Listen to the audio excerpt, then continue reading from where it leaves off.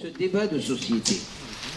Alors, il me fait grand plaisir de vous présenter M. Claude Cozzi, qui va agir comme modérateur pour cette soirée, Mme Michèle Sirois, Mme Nadia El Mabrouk, et je laisse à Claude le soin de vous présenter nos chers invités. Merci à vous tous, et n'oubliez pas que ceux qui sont bien intéressés, Mme El Mabrouk a écrit un livre sur le débat de la laïcité. Alors ceux qui veulent s'en prévaloir, ça sort tout frais de la boulangerie cette semaine. Alors, je vous laisse la parole. Merci. C'est un plaisir d'être ici parmi vous. Je remercie Raouf et Claudie de nous accueillir pour parler d'un sujet passionnant, la laïcité, un sujet brûlant d'actualité. Et je voudrais juste dire quelques mots pour placer le contexte avant de présenter les deux conférencières, les deux panélistes. Et vous mentionnez que quand je dis brûlant d'actualité, on parle du 16 juin 2019, que le projet de loi 21 a été adopté par l'Assemblée nationale du Québec en devenant la loi sur la laïcité de l'État. On aurait pu penser que l'adoption de cette loi viendrait clore le débat. Un débat qui était activement présent dans la société québécoise depuis une douzaine d'années. Depuis la crise des accommodements dits raisonnables, depuis les auditions de la commission Bouchard-Taylor, puis le rapport Bouchard-Taylor, plusieurs tentatives partielles avaient été faites de légiférer dans ce dossier sans succès. Le gouvernement de la CAQ, dès la campagne électorale de 2018, a promis une loi sur la laïcité de l'État. Une fois au pouvoir, il a présenté et fait adopter la loi 21 sur la laïcité de l'État. Cette loi, largement appuyée par une majorité de Québécoises et de Québécois, n'a pas clos le débat pour autant. Certains ont trouvé que cette loi allait trop loin, et plusieurs autres ont trouvé qu'elle n'allait pas assez loin. Même avant son adoption, certains organismes, desquels la Commission scolaire de Montréal, la Commission scolaire English Montréal, la Ville de Montréal, contestaient son application et réclamaient soit des délais, soit un statut particulier pour ne pas avoir à l'appliquer. D'autres trouvaient que l'interdiction des signes religieux devait être étendue à l'ensemble de la fonction publique et qu'il ne devait pas y avoir de clause de droits acquis ou de clause grand-père. Dès son adoption, notre Premier ministre du Canada, M. Trudeau, a déclaré que cette loi était inacceptable et qu'il allait se battre pour protéger les droits individuels de tous les Canadiens. Et les contestations juridiques ont commencé. D'abord, il y a eu une équipe juridique représentant le Conseil national des musulmans canadiens, l'Association canadienne des libertés civiles et Ishraq Nourek Haq, une étudiante en enseignement qui porte le hijab et qui n'aura donc pas le droit de pratiquer son métier lorsqu'elle obtiendra son diplôme universitaire et qui a plaidé un préjudice irréparable causé par l'application de la loi. Deuxièmement, il y a eu 3 enseignantes, une catholique et 2 musulmanes, épaulées par le comité juridique de la coalition Inclusion Québec, qui ont mandaté un bataillon d'avocats, en fait 5 avocats de grands bureaux, de grands cabinets.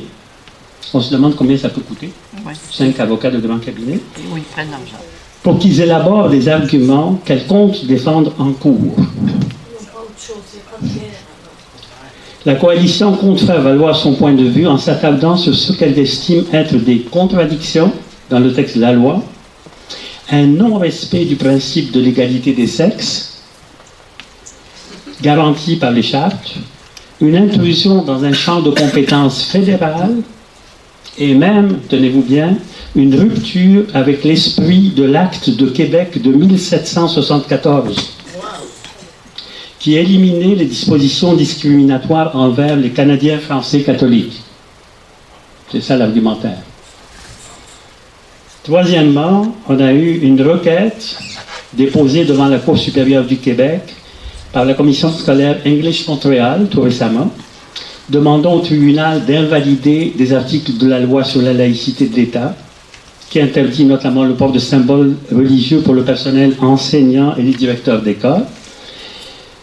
La direction de la commission scolaire plaide que la loi 21, dans sa forme actuelle, brime les droits fondamentaux de son personnel, particulièrement ceux se rapportant à l'égalité des sexes.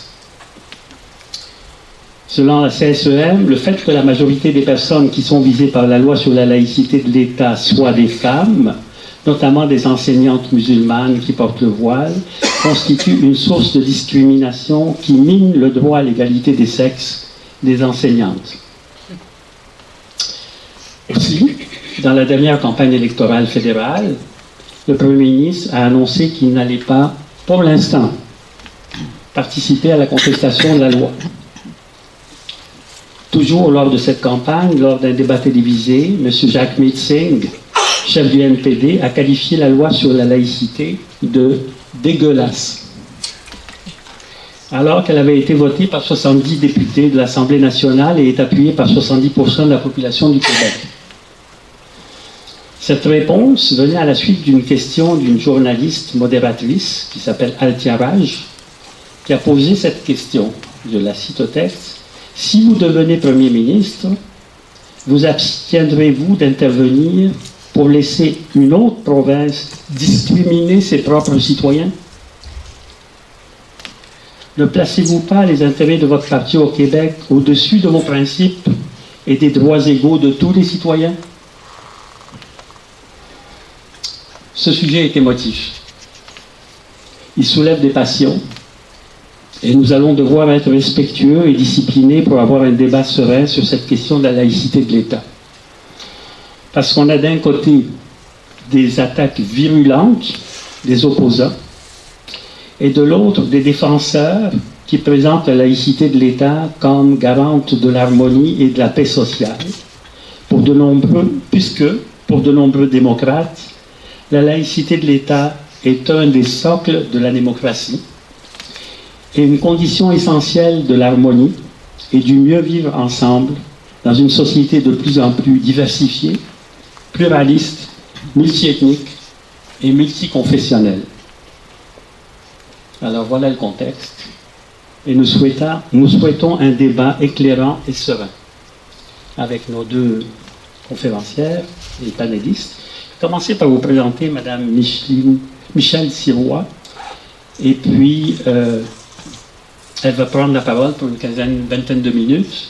Ensuite, je vous présenterai Mme Nadia Mabrouk qui va prendre la relève. Ensuite, on va avoir un débat avec des questions de l'Assemblée.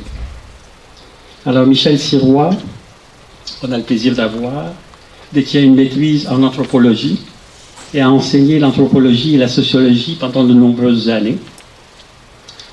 Elle est co-auteure du livre « Individus et société, introduction à la sociologie » et du livre « La face cachée du cours d'éthique et culture religieuse » où elle a signé avec Nadia Mabrouk un chapitre portant sur les stéréotypes sexistes et ethnoculturels dans les manuels scolaires du cours éthique et culture religieuse pour le niveau primaire. En 2017, elle a coécrit l'essai pour les droits des femmes chez Boréal. Tout récemment, c'est l'enjeu de la censure et de la liberté d'expression qui retient son attention. Elle a publié en 2019 « Censurée au nom d'une idéologie intersectionnelle dévoyée » dans la revue Argument. Et en 2019 encore, elle a co-signé le livre dirigé par Normand Baillargeon, « Liberté surveillée, quelques essais sur la parole à l'intérieur et à l'extérieur du cadre académique » chez Le Méa. En 2013, elle a cofondé le groupe féministe pour les droits des femmes du Québec, qui prend de plus en plus d'ampleur et qui tend à remplacer la Fédération des femmes du Québec, qui s'en va à la dérive. Et puis, également à l'occasion des 2 débats pour la loi sur la laïcité en 2013 et 2019, elle a lancé et coordonné le Rassemblement pour la laïcité. Enfin, notons qu'elle a constamment défendu des enjeux spécifiques des droits des femmes, notamment dans des conférences portant sur des rapports hommes-femmes dans les religions, les mythologies, les tabous et les rituels. C'est une spécialiste des religions. Elle les aime tellement qu'elle les a toutes adoptées. Je cède la parole à Michel Sirois. Merci.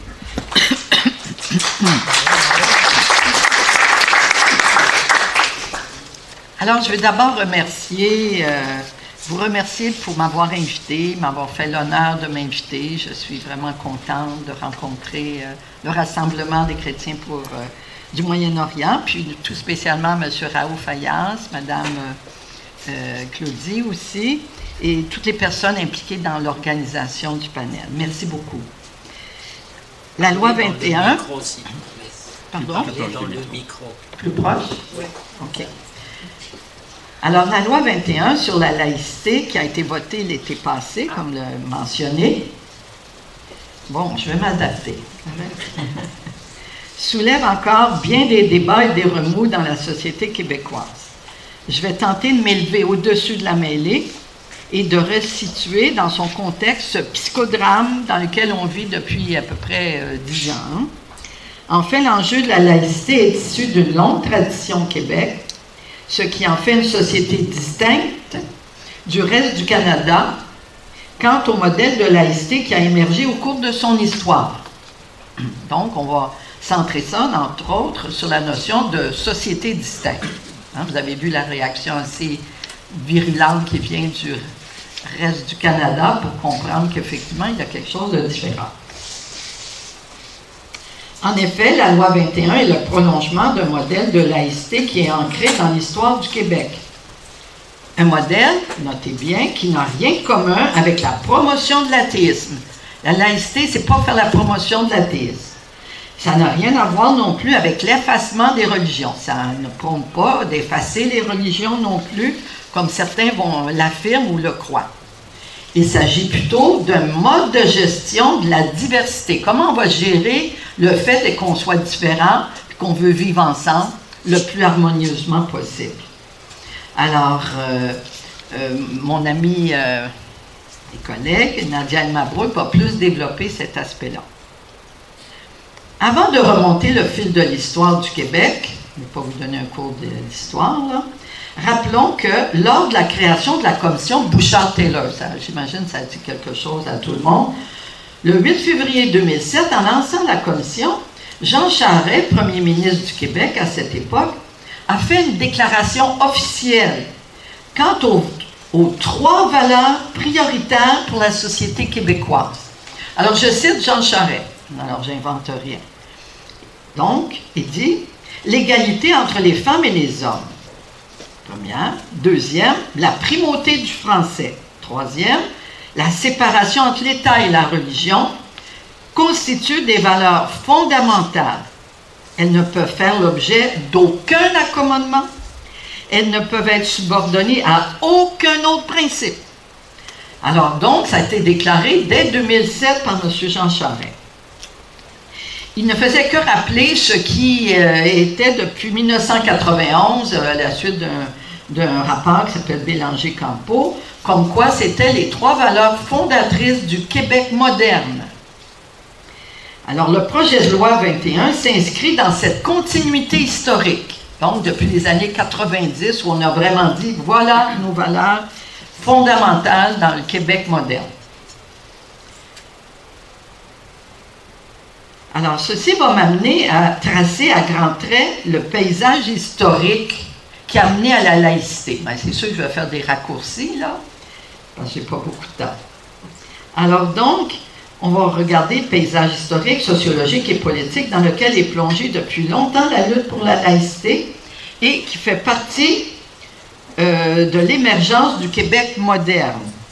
Le projet de la laïcité n'est ni un débat essentiellement identitaire, Ce n'est pas non plus un projet électoraliste associé au gouvernement de la CAQ, mais il s'agit bien d'un projet de société pour l'avenir, pour gérer, comme a dit Claude, pour gérer la diversité religieuse dans les sociétés qui deviennent de plus en plus pluriculturelles.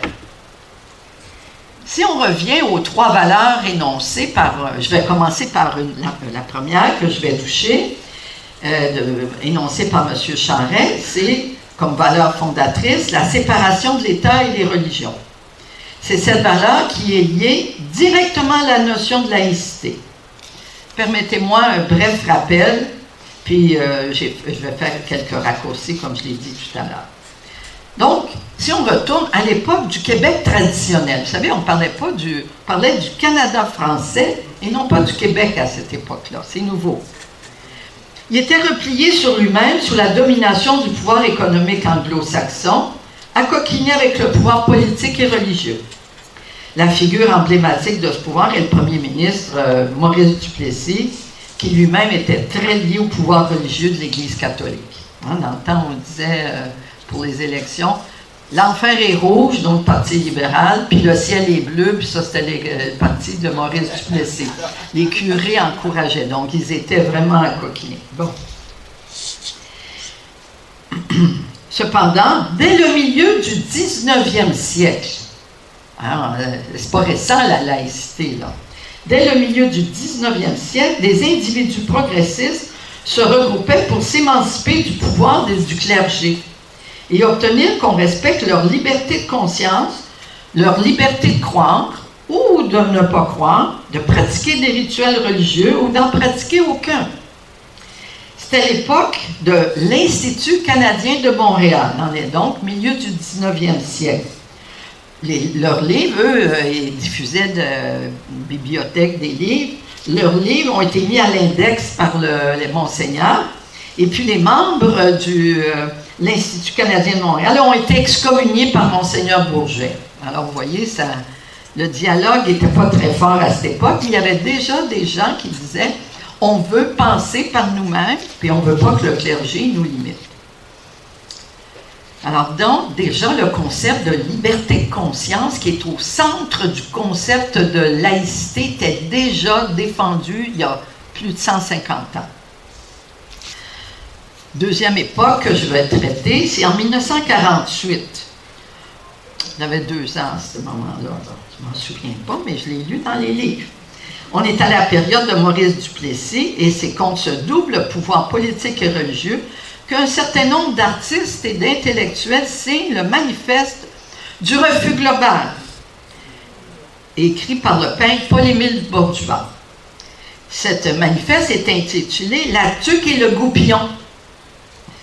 C'est drôle. La tuque pour dénoncer le pouvoir politique caractérisé par un repli identitaire, à savoir une société repliée sur ses traditions, puis le goupillon pour dénoncer la mainmise de l'Église sur la société tout entière. Je répétais tout à l'heure avec une jeune fille qui a 20 ans, puis elle me dit, il y a juste le mot goupillon que je n'ai pas compris dans ce que tu as dit. Alors, je suis obligée d'expliquer, on trempe dans l'eau bénite et puis on asperge l'eau bénite pour bénir la foule. Elle ne savait pas ça. Bon. Alors, je trouve ça drôle, hein? On n'a pas le même langage d'une génération à l'autre parce qu'on n'a pas eu les mêmes expériences. Alors, cela a fini par aboutir à la Révolution tranquille, qui se rapproche de nous, caractérisée par un rattrapage accéléré, mais pas une véritable révolution, même si ça s'appelle révolution, bien tranquille. Hein? Alors, c'était quoi? Bien, c'était la mise en place d'abord de la sécularisation des institutions de l'État. Sécularisation, c'est-à-dire que ceux qui étaient dans les hôpitaux, supposons, dans les écoles, prêtres, religieuses, ont été mis de côté, où on disait, ben, tu deviens comme un autre, tu ne t'afficheras pas, OK? Alors, donc, les institutions sont sécularisées. Les églises se sont vidées en un rien de temps. Pas s'il y en a qui étaient ici, qui ont connu ça, mais ça n'a pas pris de temps. Et à plus, en même temps, il y a eu la modernisation de l'Église catholique amenée par le Concile Vatican II. Donc, les deux ensemble, ça a coïncidé que les représentants de l'État ont abandonné leurs vêtements et autres signes religieux pour avoir affaire aux citoyens pour les respecter. Alors, notons que ce n'est pas de gaieté le cœur que l'Église a abandonné ses privilèges. Ils n'ont pas dit, ben oui, ça nous fait plaisir. Mais non, mais non. Et ils n'ont pas voulu lâcher du lousse non plus sur leur pouvoir. Hein? Mais la population ne suivait plus et réclamait la séparation de l'État et des religions. La paix religieuse a fini par s'installer et personne ne voudrait revenir au temps des curés qui dominaient jusque dans les chambres à coucher, qui surveillaient si à chaque année un bébé arrivait. Alors, de cette époque, un nouveau contrat social, ça c'est un concept bien central, a émergé. Qu'est-ce qui consiste, ce contrat-là? Il disait, on va s'ouvrir aux non-croyants puis aux nouveaux arrivants, qui n'ont pas nécessairement la même religion que nous. Ils peuvent être orthodoxes, ils peuvent être protestants, ils peuvent être musulmans, ils peuvent être de toutes sortes. Pour s'ouvrir à eux, les employés de l'État ont dû abandonner leurs signes religieux, cela pour respecter la liberté de conscience ou la liberté de religieuse des citoyens, des parents, des enfants. Mais le problème, c'est que ce nouveau contrat social-là n'a jamais été officialisé ou codifié dans une loi. C'est un contrat social qu'on dit informel. Tout le monde pensait que c'était acquis, mais on le voit maintenant que ça ne l'était pas. Deuxième valeur qu'a énoncé Jean Charest, c'était la primauté du français. Alors, c'est une valeur aussi fondatrice du Québec moderne. Parallèlement à la fin des années 60, il y a eu des batailles féroces touchant l'enjeu linguistique, bien plus féroces que les batailles sur la laïcité. Moi, je suis descendue avec plein d'étudiants dans des autobus, des dizaines et dizaines d'autobus qui allaient vers Québec, des manifs, ça se battait à Saint-Léonard, etc. Donc, des batailles politiques et même physiques ont eu lieu, jusqu'à la loi 101. Le débat a fini par s'apaiser. Pourtant, on nous avait fait du chantage, prédit qu'il y aurait une hécatombe. Eh bien, le climat linguistique s'est considérablement apaisé depuis, malgré le chantage. De la même manière, maintenant, on nous menace la fuite de nombreux professeurs si on les oblige à délaisser leur voile pendant leur temps de travail. Dans les années 60, on criait à la discrimination si on obligeait les gens à s'inscrire à l'école française. Maintenant, on dénonce de façon virulente la loi 21. Parce qu'elle attaquerait une minorité puis elle les discriminerait. OK? À ce sujet, j'aimerais vraiment apporter une nuance importante. Les Québécoises de confession musulmane refusant de retirer leur voile. Est-ce que c'est le gouvernement et l'État qui les discriminent? Ou si c'est leur religion qui discrimine les femmes et qui les oblige, elles seules, à porter des signes religieux et non pas les hommes? Alors donc, qui fait la discrimination? En tout cas, on peut se poser des questions. Alors, pour terminer cette partie des conflits linguistiques, rappelons que le climat social s'est apaisé avec la loi 101 et nous pensons qu'il va s'apaiser avec la loi 21 aussi. Troisième valeur qu'a énoncée M. Jean Charest, c'est l'égalité des femmes avec les hommes. Donc, dans les années 70, 60 et 60, le Québec a connu un fort mouvement pour l'égalité des femmes avec les hommes, pour l'égalité des sexes, qui est devenue une valeur fondamentale. On a vu émerger le féminisme, le désir d'émancipation des femmes, qui voulaient s'émanciper des stéréotypes sexistes, puis aussi des dictats religieux. C'est d'ailleurs la même aspiration qu'on retrouve présentement au Maghreb, notamment en Algérie. Il en est même au Liban, en Iran, en Arabie Saoudite, en Afrique ou même en Amérique latine. Quand j'étais jeune, je devais entrer à l'église la tête couverte parce que Saint Paul l'avait commandé et les femmes devaient obéissance à leur mari. C'était aussi l'époque où quand une femme s'était fait violer, c'était la victime qui était responsable. Coupable de ne pas être au bon endroit, ni à la bonne heure, pas habillée de la bonne façon, trop maquillée. C'était l'époque où c'était la femme qui était victime du viol qui était la coupable.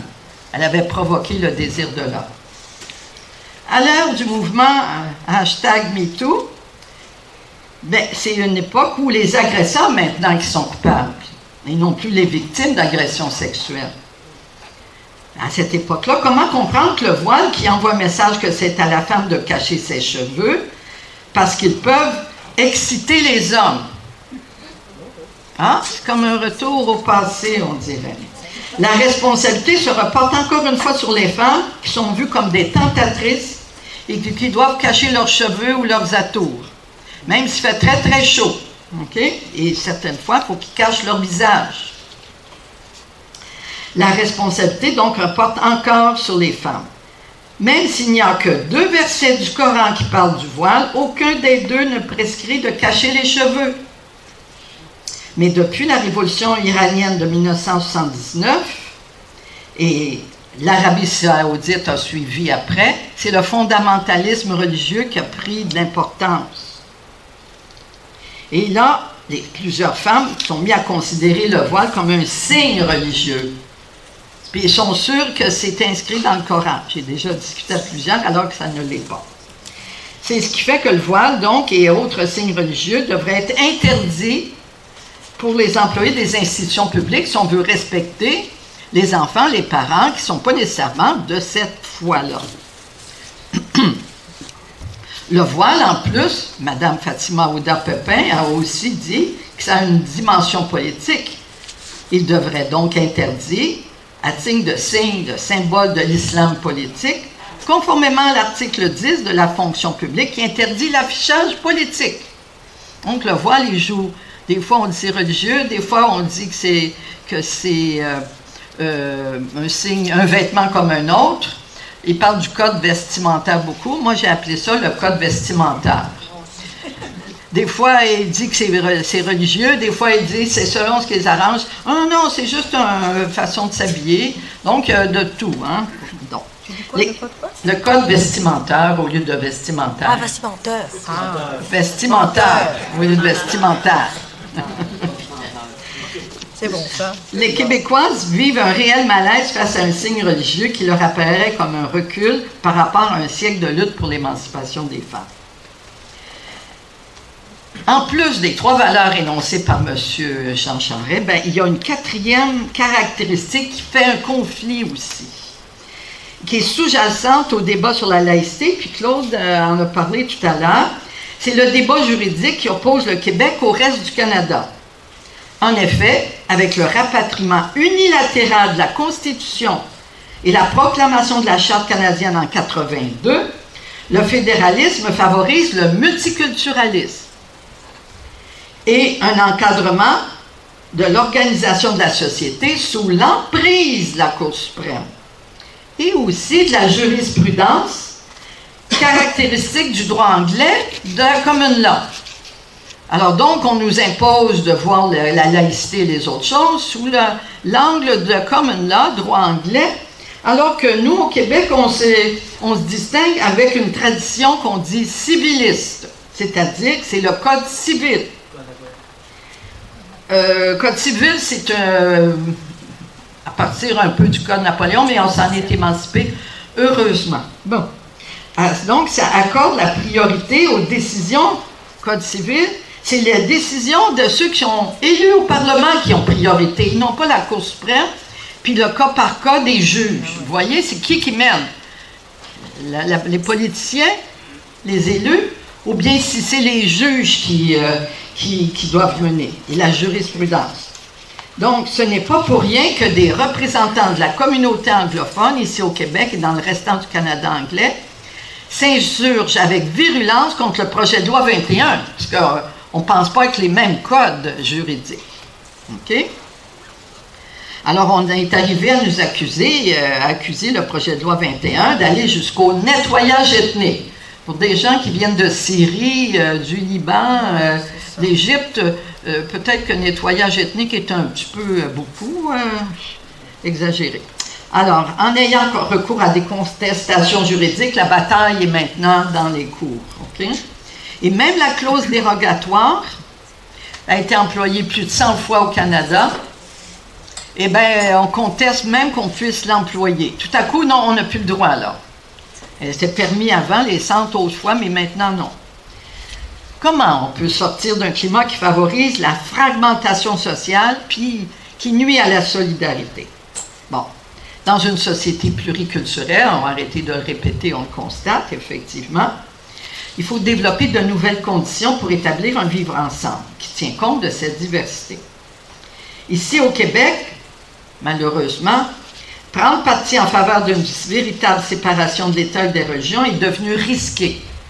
On risque des procès, on risque d'être mis sur la place publique. S'opposer à la pénétration des règles religieuses dans les institutions publiques en militant pour la laïcité, en faveur de la neutralité, c'est encourir des accusations de racisme, subir la censure, l'exclusion. Et même, la couleur blanche est maintenant assimilée à des positions d'extrême droite. C'est associé au néocolonialisme par une nouvelle gauche portée sur les amalgames. La laïcité, là, amalgamée à la suprématie blanche. Ce sont des amalgames, donc, qui ne font que nourrir l'antagonisme et ne favorisent pas le débat. Alors, je vais sauter, je sens ça, là, qui est nerveux à côté de moi. À l'ère du communautarisme, favorisé par la politique du multiculturalisme et aussi le clientélisme électoral. Donc, c'est la fragmentation, la ghettoisation qui menace le Québec. Les dernières élections fédérales et québécoises ont été assez éloquentes à ce sujet. Des sonnettes d'alarme commencent à se faire entendre. Si on ne prend pas garde, des replis identitaires pourraient menacer tant les francophones par rapport aux nouveaux arrivants que divers groupes ethno-religieux entre eux. Les batailles qu'il y avait là-bas, dans d'autres pays, qui s'en viennent ici. Va-t-on reproduire les fractures ethno-religieuses qui sont à la source de beaucoup de personnes qui ont quitté leur pays, leur maison, leurs amis, leurs familles pour venir s'installer au Québec? Beaucoup d'entre vous ont fui des pays où sévissaient des guerres de religion, du terrorisme, des violences intercommunautaires issues de divisions qui datent de centaines d'années, voire de plus de 1000 ans, et qui sont instrumentalisées par des intérêts géostratégiques qui nous dépassent. Quand je vois qu'au Liban, les manifestants de toutes les religions font une chaîne humaine pour mettre fin à un régime politique sectaire fondé sur la répartition religieuse. Hein, vous savez comment ça marche au Liban, hein? S'appuyant sur les diverses communautés religieuses. Ce qui a fait dire au chroniqueur du Devoir, François Brousseau, qu'il voyait au Liban, je cite, une protestation pour le pain et le beurre, mais aussi contre l'hypocrisie confessionnelle, le conservatisme, le voile et l'exclusion des femmes.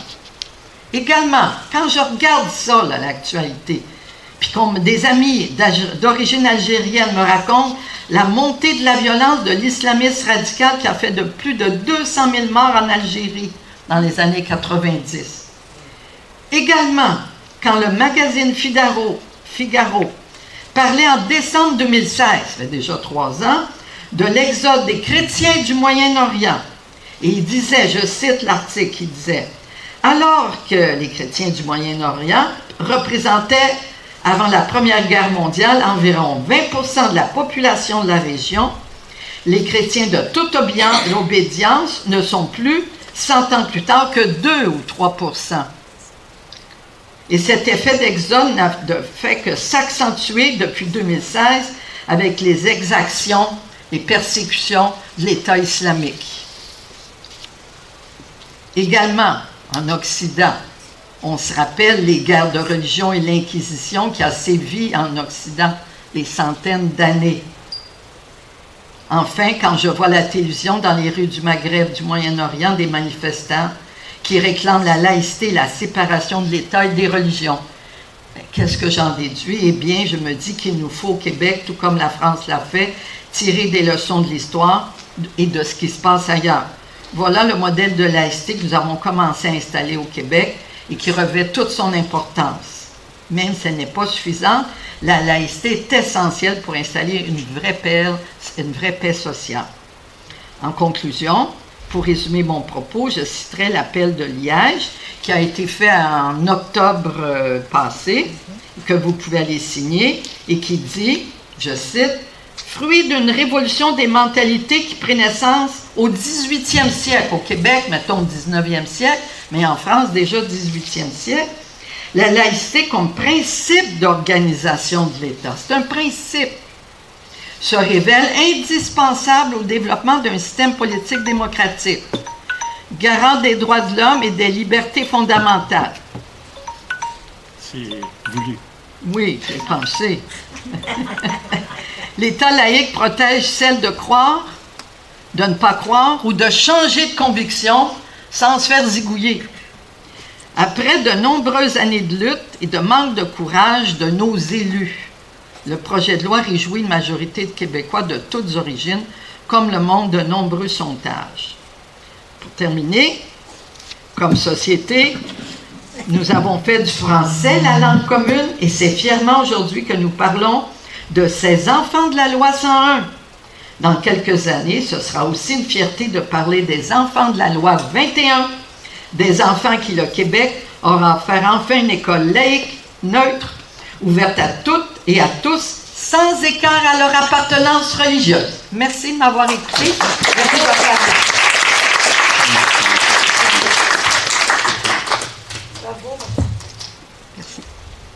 Merci beaucoup, Michel. Très beau témoignage. Je vais passer la parole à Nadia El-Mabrouk.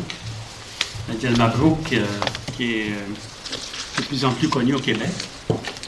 On l'appelle la vedette, éventuellement.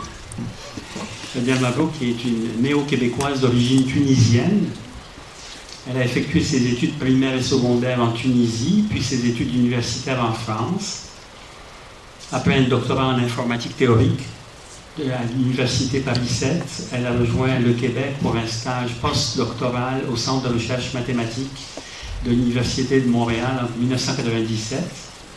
Elle est actuellement professeure titulaire au département d'informatique et de recherche opérationnelle de l'Université de Montréal. Son domaine de recherche est la bioinformatique. Nadia El-Mabrouk est par ailleurs connue pour son engagement profond et ses prises de position publiques en faveur de la laïcité de l'État. Elle vient de sortir son premier livre, Notre laïcité, que vous avez ici sur la table, aux éditions Dialogue Nord-Sud. En fait, le lancement a lieu officiellement demain. Vous avez une avant-première, avec des œuvres picturales de Louis Robichaud, et on a le plaisir d'avoir Karim Akouche, qui est l'éditeur ici, qui est un poète aussi, dans la salle. Elle a reçu le prix de la laïcité Condorcet des Saules du mouvement laïque québécois en 2018. Depuis 2015, elle publie régulièrement des textes d'opinion, notamment dans la Presse Plus, où elle est chroniqueuse invitée depuis septembre 2017. Elle a également contribué aux ouvrages collectifs La face cachée du cours éthique et culture religieuse, dirigé par Daniel Barry et Normand Baillargeon, publié aux éditions Le Méac en 2016, et Muslims in Canada and the Challenges of Coexistence, dirigé par Sami Aoun, publié par Al-Misbah Studies and Research Center, en anglais et en arabe, en avril 2019. Elle est également membre du comité de rédaction de la revue Argument. Alors, à toi, Nadia.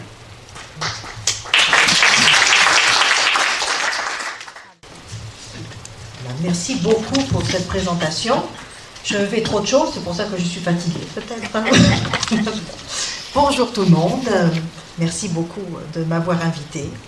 Donc, je suis très heureuse d'être ici parmi vous pour parler de laïcité. Alors, je vais d'abord vous dire un peu qui je suis, mais on a déjà pas mal dit qui je suis, mais voilà, je vais faire ma version. Et pourquoi, pour moi, la laïcité est essentielle. Je vais ensuite parler de la loi 21, donc les principes dans la loi, et puis quelles sont ses avancées et quelles sont ses limites pour nous. Et puis, je conclurai avec un petit résumé des arguments en faveur de la laïcité de l'État. Pour changer un peu des slogans qu'on entend, la laïcité, c'est discriminatoire, c'est contre l'égalité. Bon, on va faire un petit résumé des arguments. Voilà, alors donc je suis d'origine tunisienne. J'ai passé, comme dit Claude, toute mon enfance à Bizerte. Donc j'ai fait mes études dans une école tunisienne. Puis en France, j'ai fait mes études universitaires en France, et puis je suis arrivée au Québec en 97, juste avant la tempête du verglas. C'est ça c'est ce qui... oui, c'est ça le... Donc j'ai vécu en Tunisie du temps de Bourguiba, donc le président Habib Bourguiba, qui a beaucoup œuvré, comme vous le savez, après l'indépendance, pour faire de la Tunisie un pays ouvert sur le monde. Alors c'était l'un des pays les plus avancés dans le monde musulman, notamment en matière d'éducation, donc l'école pour tous, en matière d'égalité entre les hommes et les femmes, en particulier le droit des femmes en cas de divorce, le droit à la contraception, et puis je me suis perdue. C'est ça, la contraception, et puis c'est quoi? L'avortement aussi, et tout ça. Oui, oui.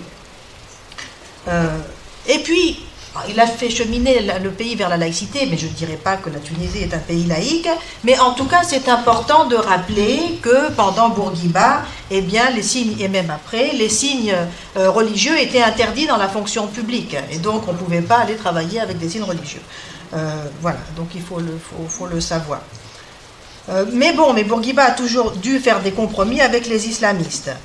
Et puis l'islamisme a commencé, vous le savez, comme moi, je suppose, a été de plus en plus présent à partir des années 80 comme mouvement d'opposition politique. Alors en Tunisie, ce sont notamment les jeunes universitaires qui se sont mis à véhiculer la doctrine des frères musulmans d'Égypte.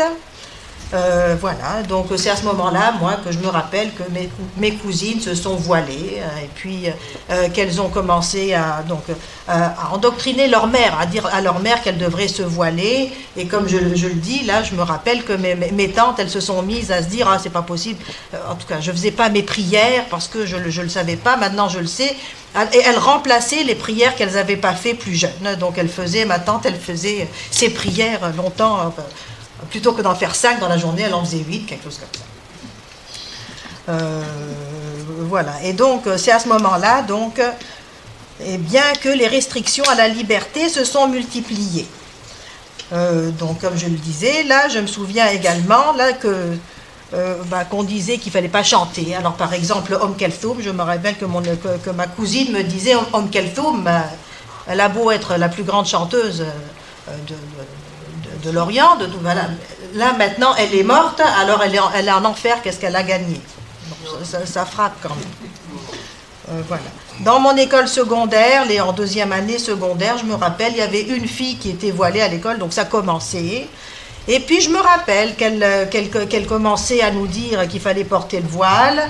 Et puis pour moi, le sévice qu'elle disait, c'était qu'on serait pendu par les lèvres si on portait pas le voile.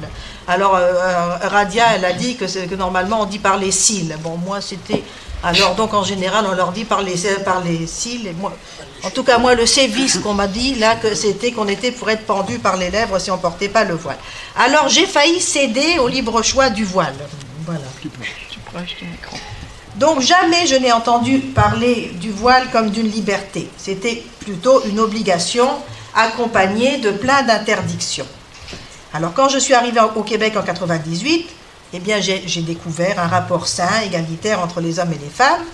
Et puis en tant que femme, même si en tout cas, c'est vrai qu'on apprécie de se promener librement, de s'asseoir à la terrasse d'un café, enfin c'est ça, on sent la liberté ici, on sent la mixité sociale, c'est pas une problématique. Et c'est très agréable, enfin on le ressent quand même quand on arrive dans un pays d'égalité, voilà, où on se sent libre, où on n'est pas jugé en fonction de son sexe. Et puis de plus en plus, eh bien, un certain discours s'installe qui veut nous faire croire que l'égalité entre les hommes et les femmes, la mixité, eh bien, c'est des valeurs occidentales, colonialistes, que c'est des valeurs d'ici, enfin, que là-bas, c'est pas pareil. Bon, mais ce discours qui nous dit là que c'est le relativisme culturel mal compris. Hein, on essaye de nous dire non, chez eux, là-bas, c'est pas pareil, ils n'ont pas la même notion d'égalité. Mais oui, on a la même aspiration à l'égalité. Et donc ce discours relativiste, il fragilise les acquis sociaux en matière d'égalité. Tu veux que je fasse quoi avec mon micro, Claude? C'est parfait. Ça va? Non, je te sens stressée là, non? Ok, ça va? Ok. Donc, ce discours-là fragilise les acquis sociaux en matière d'égalité et a pour effet de créer des catégories de citoyens et surtout des catégories de femmes. Alors, celles qui ont accès à l'égalité, hein, les occidentales, et puis les autres qui ont leur propre culture, leur propre communauté, et puis ben, c'est comme ça chez eux. Bon. Mais le fondamentalisme religieux qui est bien implanté dans certaines communautés est encouragé. Donc ce communautarisme est encouragé par le modèle du multiculturalisme canadien qui fait la promotion des cultures d'origine, et malheureusement il y a un amalgame entre culture et religion, et puis entre religion et fondamentalisme religieux. Alors c'est ça le problème. Donc tout ça là, ça encourage un certain fondamentalisme, et ce fondamentalisme exerce une pression importante sur ces communautés, et ce sont bien souvent les femmes et les enfants qui en font les frais. Alors parfois, eh bien, il y a des histoires de crimes d'honneur, de mariage forcé, de contrôle excessif de la part de la famille qui filtre dans les médias. On en entend parler, on a eu la famille, le drame de la famille Chafia il y a un petit moment, mais il y en a régulièrement. Mais ça, c'est la pointe de l'iceberg. Ce qu'on voit dans les médias, c'est la pointe de l'iceberg qui cache la réalité bien réelle de la montée de l'intégrisme religieux au Québec et au Canada, et puis aussi d'une certaine violence communautaire dont on ne parle pas, qui est cachée. Hein. L'incitation au port du voile dès l'enfance, par exemple. Vous savez qu'il y a la cérémonie du port du voile pour les petites filles iraniennes, chiites. Bon, le contrôle abusif sur les filles, l'excision aussi dans certaines communautés, tout ça c'est caché, il ne faut pas en parler parce que c'est les autres, c'est leur communauté. Voilà. Donc c'est ça, il faut savoir qu'il y a aussi cette réalité-là, et puis il faut pas créer, on ne veut pas créer deux catégories de citoyens. Bon, et alors donc l'intégrisme religieux, il est là. Alors si on veut, on l'a vu cet intégrisme religieux, il nous a sauté aux yeux en avril, pendant cette manifestation, je ne sais pas si vous l'avez vu, la manifestation contre le projet de loi 21, avec Adil Sharkawi et Salam El-Maniawi en tête de cortège, avec une majorité de femmes voilées, et puis là qui criaient Allahu Akbar, Allahu Akbar. Voilà, alors on l'a vu, hein, cet intégrisme religieux-là. Bon. Voilà. Donc ici, on entend souvent que ça y est, la société québécoise s'est libérée de l'emprise de l'Église catholique. C'est ça qu'on nous dit. Hein. Les jeunes, ils nous disent, mais on s'est libéré de l'Église catholique. C'est bon, ça y est, là, on n'a plus besoin de laïcité. Mais je trouve que c'est égoïste. Oui, alors les catholiques se sont libérés de l'emprise de l'Église, de l'intégrisme religieux chrétien qui existait aussi là, mais ça ne veut pas dire que tout le monde est libéré du fondamentalisme religieux. C'est ignorer les pressions religieuses qui continuent à s'exercer sur bien des femmes et des enfants de diverses communautés ethnoculturelles au Québec. En septembre dernier, lorsque les médias, donc on a entendu beaucoup de femmes voilées. Oui, bon. On a entendu, j'ai du mal avec le micro, vous avez vu. Hein. Et donc, qui c'est toi qui a dit qu'on m'appelait vedette ? Je vais devoir prendre un cours de micro. Bon. Bon, vous savez, on a entendu beaucoup d'enseignantes qui refusaient d'enlever leur voile, mais il y a quand même eu 2 enseignantes qui ont retiré, on a appris, le journal de Montréal, je ne sais pas, nous apprenait qu'il y avait 2 ou 3 enseignantes qui avaient retiré leur voile. Et alors, sur la page de Adil Sharkawi, alors Adil Sharkawi leur a lancé un message. Vous savez qui c'est, tout le monde sait qui est Adil Sharkawi. Hein. Alors, sur sa page Facebook, alors voilà ce qu'il écrivait. Mon conseil à ces 4 enseignants qui avaient enlevé le voile, excusez. Craignez Allah, Azza wa Jalla, et sachez que cette vie ici-bas ne dure qu'1 heure et qu'elle n'est qu'un test, qu'un passage vers la vie éternelle.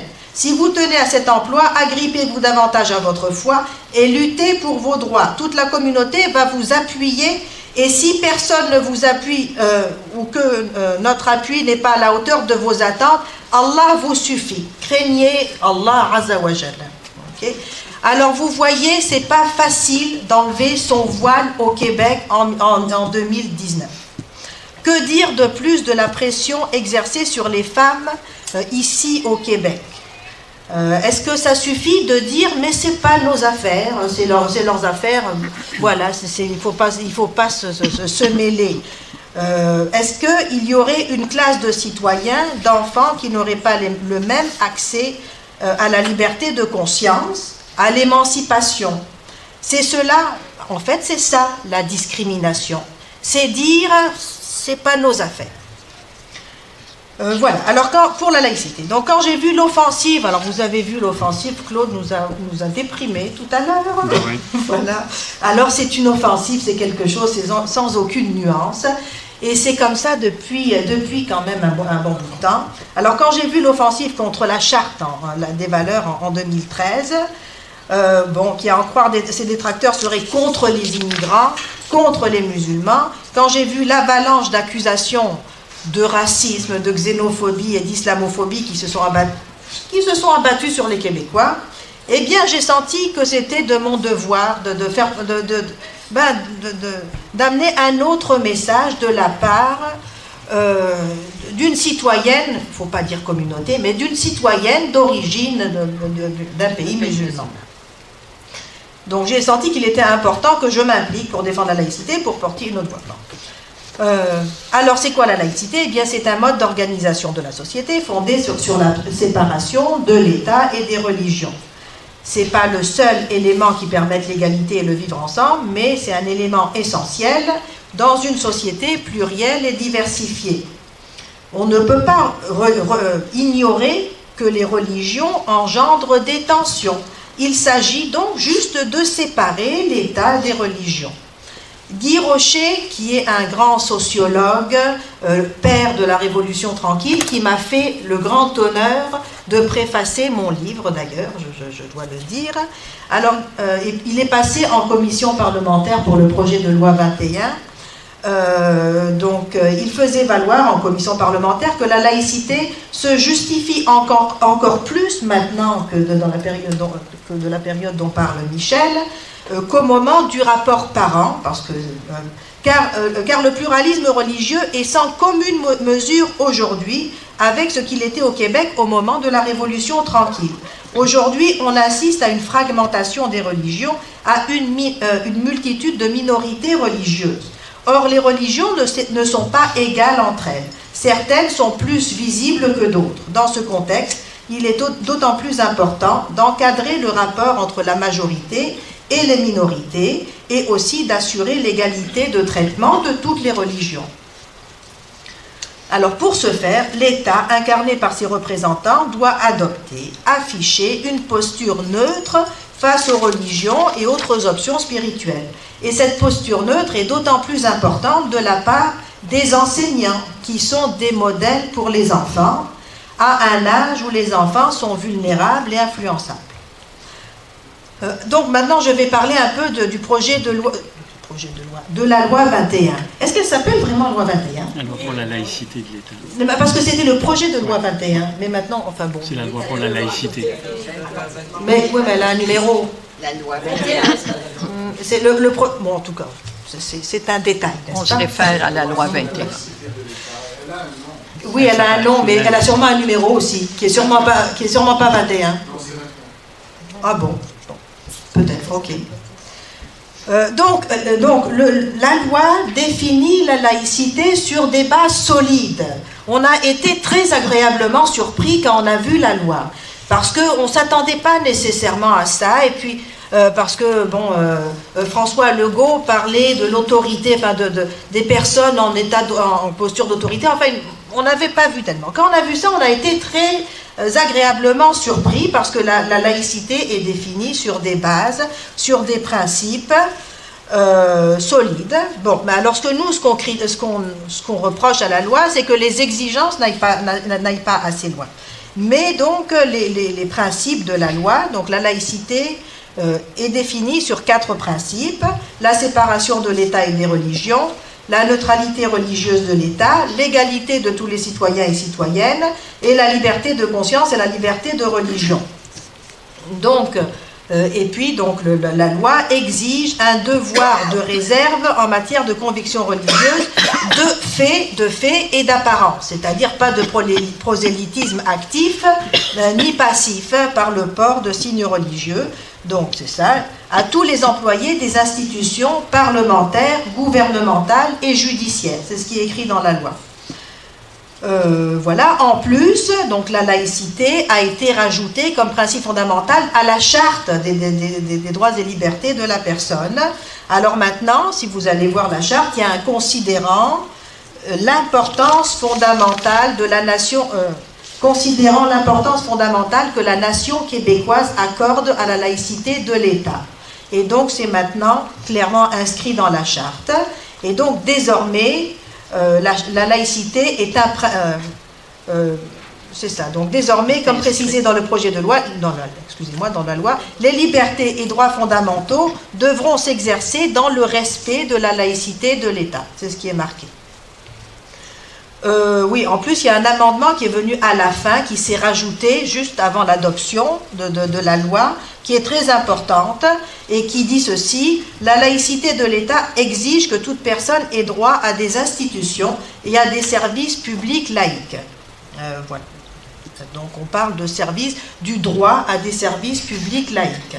Bon, alors nous, on est des parents qui avons réclamé ce droit à des services publics laïques.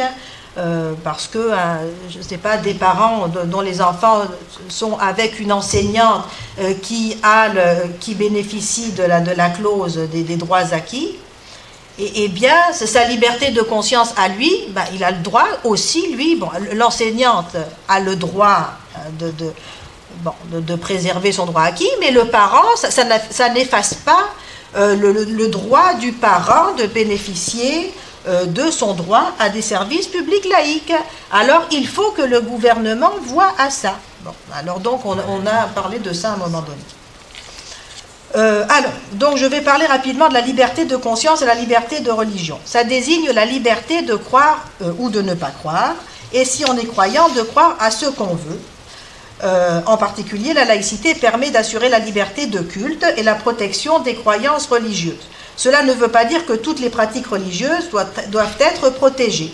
Comme toute liberté fondamentale, la liberté religieuse n'est pas sans limite. Le rôle de la laïcité, c'est de garantir la liberté de religion tout en limitant la portée potentiellement discriminatoire des religions et en empêchant leur influence dans les institutions publiques. Alors la laïcité, elle établit que les lois qui sont votées par le peuple doivent être au-dessus des règles religieuses. En fait, c'est le socle de la démocratie, en plus d'être un levier d'émancipation sociale. Est-ce que j'ai beaucoup de temps ou j'ai combien de temps? Pardon? 1 minute? 2 minutes. Tabarouette, qu'est-ce que je fais alors? Elle n'est pas laïque. Bon, alors, donc dans ce cas-là, je vais peut-être aller... Qu'est-ce que je vais faire alors? Donc, je vais vous passer la neutralité religieuse. Quand même. Donc, la neutralité religieuse. L'article 10 de la loi de la fonction publique stipule que le fonctionnaire doit faire preuve de neutralité politique dans l'exercice de ses fonctions. Alors, la loi a simplement pour effet d'étendre l'obligation de neutralité politique à la neutralité religieuse. Donc, vous voyez, enfin, tout le tollé qui est là-dessus. En fait, voilà, c'est des principes clairs, en fait. Bon, alors c'est ça. Donc, de la même façon, par exemple, qu'un policier ne peut porter un insigne d'un parti politique, il ne devrait pas pouvoir non plus afficher ses convictions religieuses. Ce sont des restrictions parfaitement justifiées à la liberté d'expression, même pas à la liberté religieuse, parce qu'on ne suspend pas la liberté religieuse. Ok, on peut être ce qu'on veut pour aller travailler. C'est juste l'affichage de sa religion qui est suspendu pendant qu'on est dans l'exercice de ses fonctions. Bon, alors donc dans ce cas-là, si j'ai pas trop de temps, je vais pas parler des exigences. Alors donc vous voyez, les principes sont bons et puis tout le monde est d'accord avec les principes d'ailleurs. Donc on n'est pas d'accord dès que ça s'applique au voile de la musulmane. Alors là, on devient vraiment, ça devient crispé tout ça. Mais tout le monde est d'accord sur les principes. Alors nous, on trouve que les principes sont bons, mais que les exigences de la loi ne vont pas assez loin. Alors en particulier, on aurait voulu que les exigences de neutralité, de neutralité s'appliquent à tout le personnel de l'école, pas juste les enseignantes, mais aussi les éducatrices, aussi les psychologues et tout ça. Ah oui, non, mais c'est... Oui, mais aussi... Oui, mais un homme ne peut pas porter de signes religieux s'il est enseignant non plus. Et Catherine Dorian aussi. Alors donc, pour conclure, vous voyez, tu vois là, j'ai tout conclu. Voilà. Oui. Écoutez, alors... On veut nous faire croire que la loi sur la laïcité diviserait la population entre majorité et certaines minorités ethnoculturelles qui seraient discriminées par les exigences visant l'interdiction des signes religieux. Ça n'a pas de sens. C'est pas vrai. Ça ne se divise pas comme ça. Il n'y a pas les ethnies qui sont contre et les deux souches qui sont pour. C'est une conception d'un État démocratique. En Tunisie, eh bien, il y a des gens qui sont pour les islamistes et d'autres qui sont pour la laïcité, et puis partout, hein, voilà. Donc ça ne se divise pas en majorité et minorité. Alors on dit que l'interdiction du port de signes religieux par les employés de l'État irait à l'encontre de l'égalité des femmes. Comment est-ce qu'on peut prétendre que la banalisation du voile, en fait, c'est ça qu'on dit, hein. On dit il faut banaliser, hein, c'est pas grave. Alors comment on peut dire que banaliser le voile serait porteur d'égalité? On ne peut pas prétendre défendre le droit à l'égalité et en même temps soutenir une pratique religieuse discriminatoire basée sur le sexe. Eh bien, c'est ça qui atteste que les hommes et les femmes ne sont pas égaux. Alors ce n'est pas une discrimination que d'interdire la discrimination, c'est exactement le rôle d'un État d'interdire la discrimination. On nous parle du droit fondamental de porter un signe religieux. Mais de quel droit fondamental s'agit-il? Il n'y a pas de droit fondamental de porter un signe religieux. C'est ça. Mais surtout, comment est-ce qu'on va protéger le droit fondamental de celles qui ne veulent pas, à qui on impose de porter le voile? Je vais finir par un commentaire de Yolande Jeddah dans ce cas-là. Yolande Jeddah, c'est une dame une sociologue connue qui a écrit un livre très intéressant, Droit à la différence et non-différence des droits. Alors Yolande Jeddah, elle dit que l'approche juridique, après ça j'arrête, qui soutient le droit de celles qui revendiquent le port du voile, donc l'approche qui soutient le droit de celles qui revendiquent le port du voile, n'offre aucune protection à celles qui sont forcées de le porter, ce qui viole ainsi leur droit à la liberté de conscience. Les preuves tangibles de cette violation ne sont pas faciles à obtenir, car les fillettes et les femmes musulmanes soumises à ces pressions n'osent pas la dénoncer au grand jour, de peur d'être ostracisées par leur communauté. C'est ainsi que seule la voix de celles qui revendiquent le port du voile réussit à se faire entendre, alors que celles plus nombreuses qui subissent des pressions pour le porter sont ignorées. Par conséquent, on ne peut conclure que la liberté de conscience reconnue par les chartes et les droits collectifs des femmes musulmanes on peut conclure que la liberté de conscience reconnue par les chartes et les droits collectifs des droits musulmanes sont compromis par cette approche juridique qui ne tient pas compte du contexte global.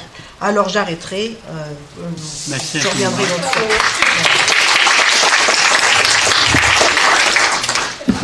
Merci beaucoup Nadia. Merci infiniment. Merci infiniment tout le monde. Merci de nous avoir accueillis.